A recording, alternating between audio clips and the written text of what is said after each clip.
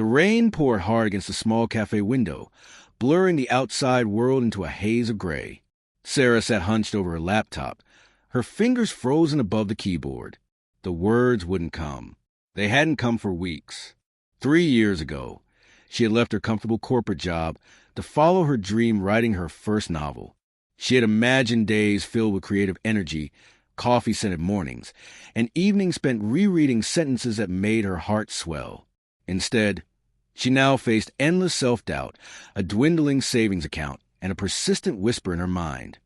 Maybe I'm not good enough. She closed her laptop with a sigh and stared at the raindrops. I can't do this anymore, she muttered. The thought of quitting felt like relief and heartbreak at the same time. Sarah walked home, the cold air biting at her cheeks.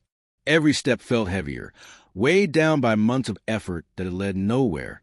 She had sacrificed steady paychecks, weekend with friends, and even her health to chase this dream. Yet now, she wondered, was it worth it? When she reached her apartment, she noticed a dusty box in the corner of her living room. It had been there for years, unopened. Curiosity stirred, and she pulled it out. Inside were old journals, letters, and photos. At the very bottom lay a tattered notebook. On the first page, written in her own messy handwriting from over a decade ago, were the words, "One day, I will write a story that will make someone feel less alone." Her chest tightened. She remembered the exact day she had written it. She had been a lonely 16-year-old, sitting in the back of the school library, finding comfort in books that seemed to speak directly to her soul. Writing had been her safe place, her voice when she couldn't speak out loud. She flipped through the notebook, reading half-finished stories and clumsy poems. They weren't perfect, but they were hers. Back then, she didn't write for recognition, money, or even a book deal. She wrote because it healed her. She remembered her first rejection letter from a magazine at 18. Instead of giving up, she had taped it to her wall like a badge of honor. She had told herself, "This means I'm a real writer now." So what had changed? Somewhere along the way, she had tied her dream to deadlines, sales, and the approval of others. She had forgotten the why. The next day, Sarah's phone rang.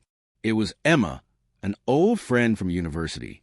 Emma had recently lost her mother and had been struggling in silence.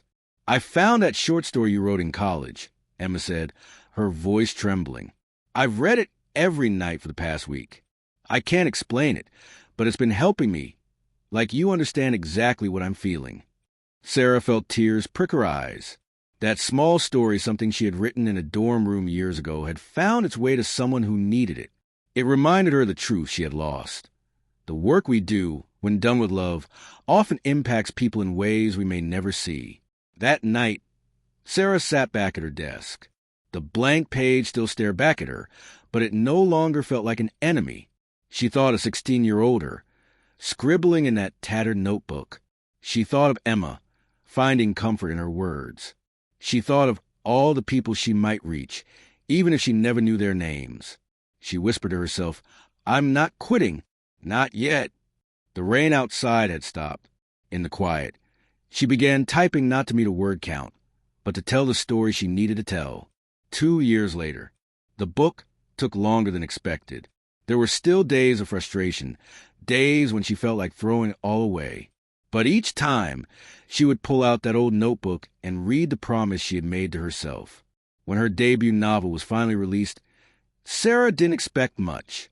But weeks later, she received an email from a young woman who wrote, "Your book saved me in a way I can't explain. I thought I was completely alone until I read your story. Thank you for writing it."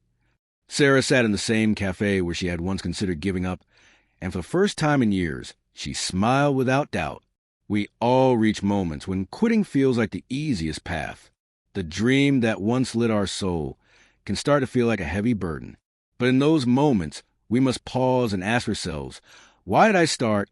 Your why is the seed for which your effort grows. It's not about recognition, money, or perfection. It's about the reason you began in the first place. That reason still matters. When you feel like quitting, remember that your journey might already be impacting someone, perhaps in ways you can't yet see. Sometimes the dream you fight for is not only for you, but for the people who will find hope, courage, or healing because you didn't give up. So take a deep breath. Open your old notebook, literal or metaphorical, and remind yourself the promise you once made. Then keep going.